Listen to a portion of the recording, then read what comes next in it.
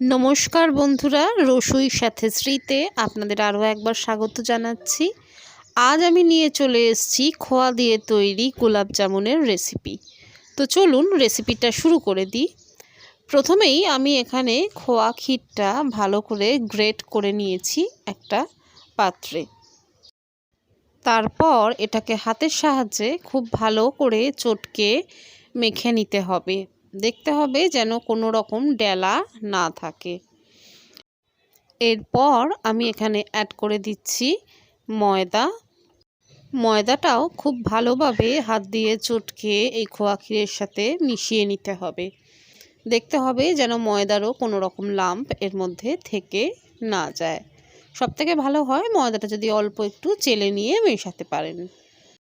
আমি খুব সহজভাবে আপনাদের আজ গোলাপ জামুন তৈরি করা শেখাচ্ছি। তো ভালো লাগলে অবশ্যই সাবস্ক্রাইব করবেন আমার চ্যানেলটা। এরপর আমরা এখানে অ্যাড করে দিলাম খুব অল্প মাত্রায় বেকিং পাউডার। সমস্ত ইনগ্রেডিয়েন্টস ডিটেলস কিন্তু আমার ডেসক্রিপশন বক্সে দেয়া থাকে, সেটা ফলো করবেন। এখানে বেকিং পাউডারের পর আমরা অল্প দুধ মিশিয়ে নিচ্ছি এবং আবার চটকে সমস্ত জিনিসগুলো ভালো করে মিশিয়ে নিচ্ছি।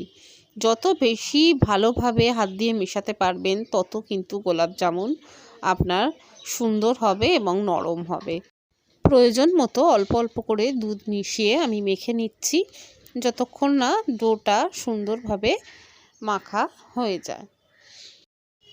হাতে অল্প একটু মিশ্রণ তুলে নিয়ে গোল্লা পাকিয়ে দেখে নেবেন যে লেচির মতো গোল্লা করা যাচ্ছে কি না, ফেটে যাচ্ছে কি না। যদি ফেটে যায় তাহলে আরও বেশি টাইম ধরে মাখতে হবে। মোটামুটি মিনিট 5 একটানা মাখলে কিন্তু ডো একদম রেডি হয়ে যায়। তো আমার ডোটা রেডি হয়ে গেছে। আমি লেচির মতো একটা অংশ তুলে নিয়েছি, গোল করে নিলাম এবং এর মধ্যে আমি এলাচ দিয়ে দিচ্ছি এবং এলাচ দিয়ে আবার এটাকে গোল করে একদম লেচির মতো করে পাকিয়ে নিচ্ছি। আপনি চাইলে এলাচ বা তার পরিবর্তে কোনো ড্রাই ফ্রুটসও ভেতরে দিয়ে দিতে পারেন।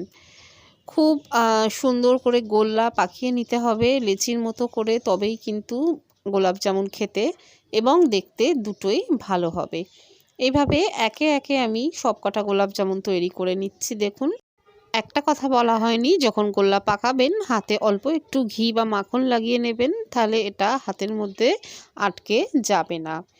এরপর আমি একটা ননস্টিক প্যান নিয়ে নিয়েছি, সেখানে সাদা তেল দিয়েছি। সাদা তেলটা গরম হলে একে একে গোলাপ জামুনগুলো আমি এতে ছেড়ে দেব এবং একদম লো ফ্লেমে প্রায় 3 থেকে 4 মিনিট এদিক ওদিক করে পুরো ভালো করে ভেজে নিতে হবে।